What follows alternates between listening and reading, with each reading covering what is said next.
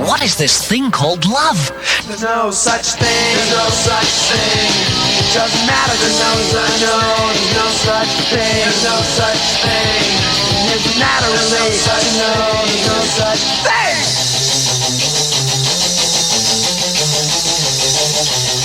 Word of Agent Orange was first heard outside of their native Orange County when they were included on the second Rodney on the Rock compilation. Since then, they have gone national by releasing their own album, Living in Darkness, through Posh Boy Records.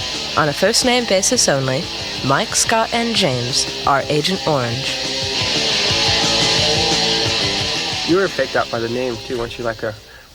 Really, when you saw Agent Orange, didn't you think something different than, what we sound like on the album or not? Yeah, because we're intelligent. And we've got, rock, a lot we of have parts in our hair. We're banned from places just because of our name, and they think we're a punk band and we have punk following. And because we don't feel a part of that scene at all. No. We feel that they don't think we're a part of their scene, and if we say, we're hardcore or whatever, they're going to laugh at us. But what's great is that people don't care. They like us, so they come see us. We're not from the beach. Yeah. we have to take the bus to yeah, that's 50 right. cents on OCTD. It takes 2 hours from our house. We have our boogie boards under our arms. Living in California is just like a Beach Boys record. Yeah. Well, Mike's always been into surf music. We've always experimented done surf music with on it, and off ever since the very beginning, and just experimented without really worked. playing it. Yeah, we didn't have a repertoire of surf songs in the set or anything, but I guess it was just the surf songs that made us seem like surf band, surf punk band, whatever you want to call it. It was that did it.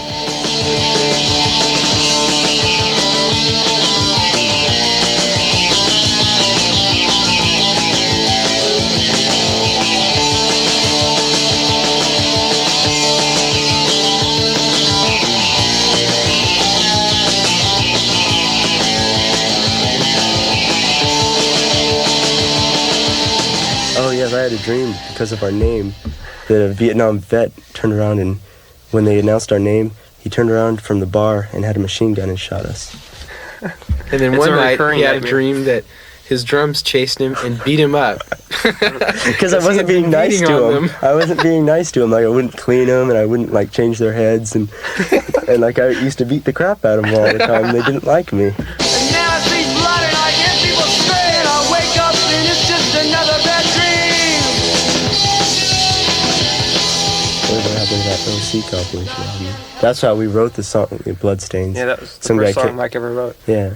Yeah, it was so we'd be on time to make the OC compilation album. We had to do it in a week or so. We wrote a song within an hour. It was never to be. Just a bunch of bands from Orange County. It was somebody's idea, and they... Somebody who always thinks of ideas and never carries them through. We wrote that song because we go, oh, we're going to be on an album, how great. No, I think that was the first original we wrote. Yeah, that was the first original song we did. We were doing all covers then, so we just decided, we'll write a song if we can be on a record. Really? Yeah. And then after then the idea caught on, and we started writing more originals. Hey, this isn't that hard. That way when you make mistakes, no one knows.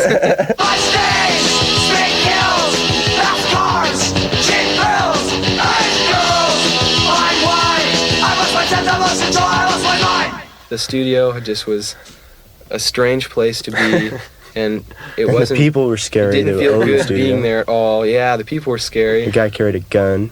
Pulled a gun on us. I couldn't believe it. The guy who owned the studio pulled a gun on us. Don't touch my answering machine. Yeah. And if I ever catch the guys that stole it, I'll kill them. And we go, we're going to record an album now.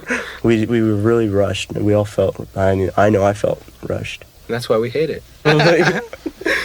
No, honestly, there's things that should be there that aren't even in there, and there's mistakes in there that shouldn't be there. Well, but I've told people to listen to it and find the mistakes.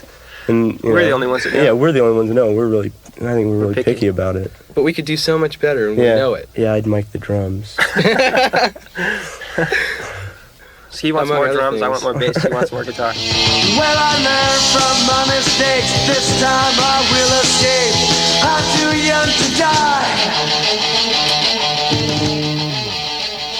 That's what we want to do a song in 4 hours, not boom, boom, boom, boom, boom. It's right. We were doing our own little show it was like a practice. We were doing songs, and we get tired. Right. And When we did the album, we did it. We laid all the basic tracks down for the whole album in one night, and then me and James went back in and did all the overtracking guitar and vocals. Within 2 days. Right, within 2 days. We were in the studio. How many times did we go down there? 3 days? 3, yeah. 3 nights. Next time we're going to do it completely differently. We're going to take each song one by one and lay down the basic track and then stop and start doing the guitars and vocals until the song's done, then move on to the next one. Because it was a bad way to do it, I think. Because you could tell which songs we did first and which songs we ended the night with when we did the basic tracks. Everything lagged towards the end, and I think that affected. And I couldn't wait to get through a song, I was just like going, I'm getting so tired. I made a mistake and he'd yell at me. And sometimes you'd have up to 3 takes. Oh, I'm a baby. Yeah, sometimes you have 3 or 4 takes of the same song, and it starts getting like, oh, this song again. I just can't take that chance because I see my opportunity to shout the last goodbye. The last goodbye. That's what most of this stuff is. It's just all of the ideas are clumped together. That's how we wrote The Last Goodbye. There's like about 4 different songs in there. And we just... Somehow I made them fit. And then come up with a melody afterwards. That's what's strange about it. That's another song that I wrote the words on the way to the studio. No. Part of one verse or something. No, more than that, I think. Long car ride. On a Taco Bell napkin. Yeah. Just to dust. I thought I knew somebody that I could trust. Now I'm not so sure. I feel safe just being alone, living in darkness, living in a world of my own.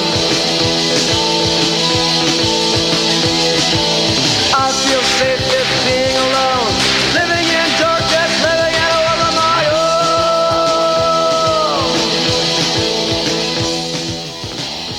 I think that song's too long. It is. Well, maybe for me, because I'm drumming it. And, when it's in the bottom of the set, after you've played like about 8 or 9 songs, and you see that song come up, and you just go, oh, no, not this 5-minute song, where I can't stop at all. Not even 5 minutes, though. I know. Is it 5 minutes? It's about 4 something. Yeah. I've timed it. Well, it should say on the record. It should say. 4:59. Is it 4:59? It should say. No, I don't think so. There's a record right there. No, it doesn't. Oh, it probably doesn't. It does? Of course it doesn't. Don't you hate records that don't have the time on No, them? I know. Because then you can't record them. Where's my watch? Then you have to add them all up, and you have to remember to bring over. You have to multiply it by 6. Because there's 60 seconds in a minute, not 100 seconds in a minute.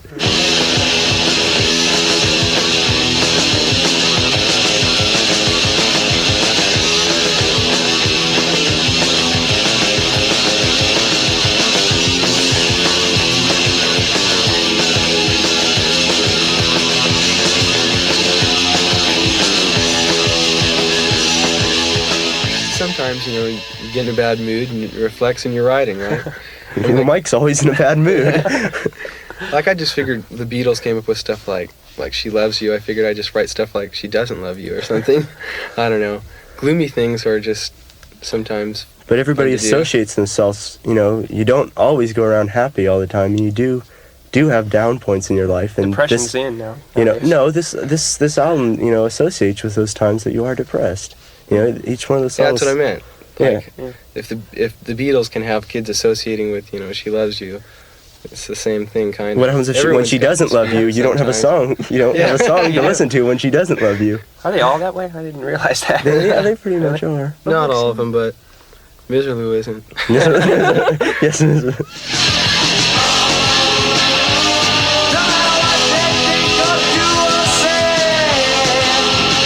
Everything turns